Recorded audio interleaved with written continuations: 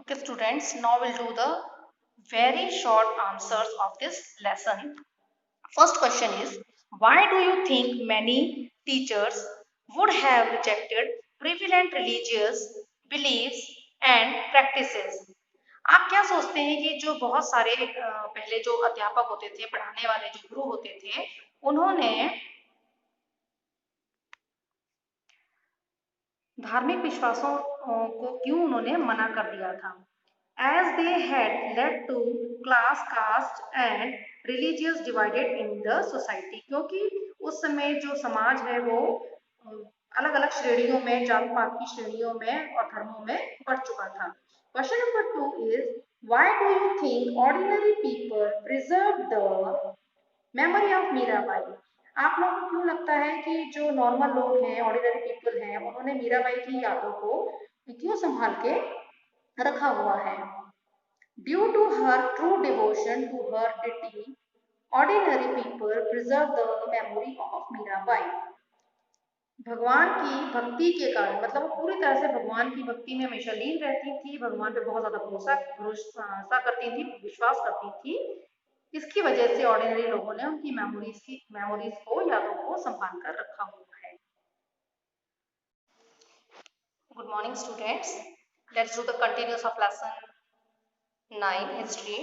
नाथ, पतीस and Siddharth and yogi. Nath, पति, सिद्ध और योगी कौन थे?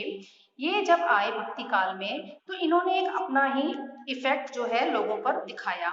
ये ज्यादातर जंगलों में रहा करते थे और ये फॉर्मलेस गॉड, मतलब निरंकार को मानते थे. इनके कहना ये था कि हम पूजा पाठ करके या भक्ति उपासना करके मंदिर में जा करके मोक्ष को प्राप्त नहीं कर सकते. यहाँ एक वर्ड आया है सेल्वेशन. सेल्वेशन मीन्स होता है मोक्ष.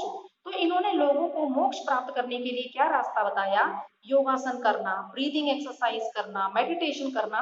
इन्होंने लोगों को ये बताया कि अगर आप योगासन, ब्रीदिंग एक्सरसाइज और मेडिटेशन करेंगे तो इससे आपको मोक्ष की प्राप्ति होगी.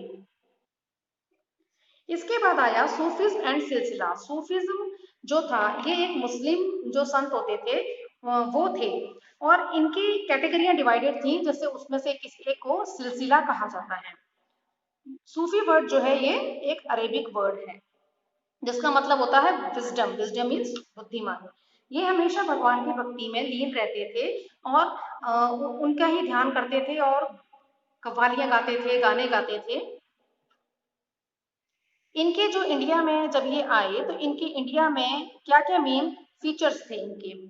एक तो ये था कि ये जो है डिफरेंट ऑर्डर, मतलब कि कई हिस्सों में ये बटे हुए थे, जैसे कि सिलसिला हो गया. तो एक इसका पार्ट है सिलसिला. सूफीज्म एक सिलसिला में बटा हुआ था. तो जो सिलसिला के मेन होते थे, डिसिपल्स जो होते थे, उनका एक हेड होता था, मुखिया होता था उनके ऊपर एक, जिसको हम पीर कहते थे.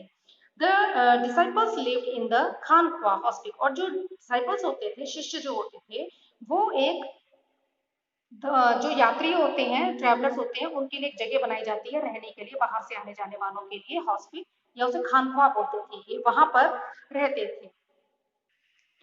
सूफीज जो है ये भक्ति वाले जो गाने गाते थे और कव्वालियां भी गाते थे. और इनके जो मेन जो है ये दरगाह बनी होती थी, दरगाह में जाते थे. और ये दरगाह जो है इनका एक पिलग्रिमेज, मतलब एक तीर्थ यात्रा का केंद्र बन गया था इनका, जहां पर जाकर के ये अपने जो इनके पीर होते थे या गुरु होते थे उनको उनके आगे माथा टेकते थे. सूफी ऑर्डर्स इन इंडिया. भारत में सूफीज्म कैसे आया, मतलब सबसे पहले कौन आया? जैसे ओनली 4 सिलसिलास took roots in India.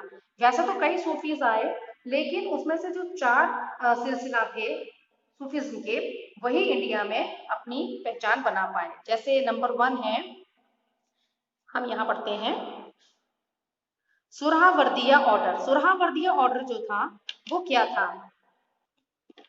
सुरावर्दिया order में सबसे पहले शेख शिबुद्दीन सुरावर्दिया जो थे वो आए. इन्होंने ही इसकी स्थापना की थी और इन्होंने खानख्वा बनाया था मुल्तान में. जो मुल्तान जब इन्होंने उस वक्त बनाया था वो आज की डेट में पाकिस्तान में सिचुएटेड है. उसके बाद ये पंजाब और सिंध की साइड में भी इन्होंने अपने धर्म का प्रसार किया.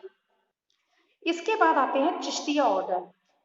Chistiya order, they were known as founder of Indian Sufism and were popular during the 13th and 14th century.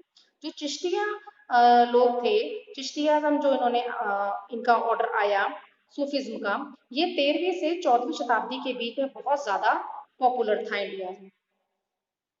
इनके जो मेन पीर थे Khwaja Moinuddin Chishti, who came to India around 1192, made Ajmer, जो कि 1192 में अजमेर में आए और वहां पर इन्होंने अपना ये इसको स्थापित किया।